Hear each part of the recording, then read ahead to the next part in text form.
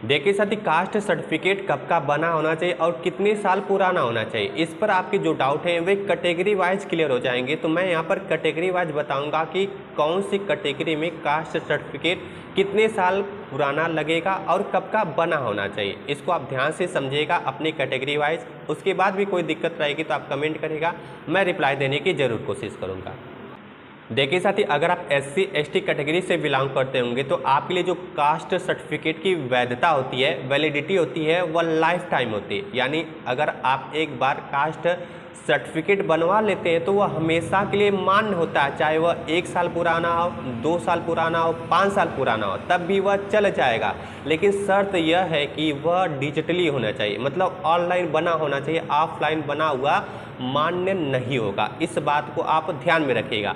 और दूसरी शर्त यह है कि जो आपका कास्ट सर्टिफिकेट है वह फॉर्म के लास्ट डेट के पहले का बना होना चाहिए, उसके बाद का बना होगा तभी वह मान्य नहीं होगा। इसके साथ ही अगर आप EWS या OBC non creamy layer category के अंतर्गत आते हैं तो आपके कास्ट सर्टिफिकेट की वैलिडिटी यानी वैधता जो होती है वह 1 ईयर की होती है, यानी 1 साल की होती है। 1 साल से ज़्यादा पुराना होगा आपका कास्ट सर्टिफिकेट तो वह मान्य नहीं होगा। जो आपका कास्ट सर्टिफिकेट है वह फाइनेंशियल ईयर यानी वित्तीय वर्ष के बीच का बना होना चाहिए। अब यह वित्तीय वर्ष होता क्या है, तो देखिए यह 2026 चल रहा है, तो 1 अप्रैल 2026 से 31 मार्च 2027 के बीच को हम क्या कहेंगे, फाइनेंशियल ईयर कहेंगे, यानी वित्तीय वर्ष कहेंगे। और इसी के बीच का आपका जो कास्ट सर्टिफिकेट है वह बना होना चाहिए। लेकिन शर्त यह है कि जो वैकेंसी आएगी उसके फॉर्म के लास्ट डेट के पहले का बना होना चाहिए। जैसे LP की वैकेंसी आई है, इसका फॉर्म का लास्ट डेट क्या है, 14 जून 2026 है, तो इसके पहले का आपका बना होना चाहिए। लेकिन 1 अप्रैल 2026 के बाद का बना होना चाहिए।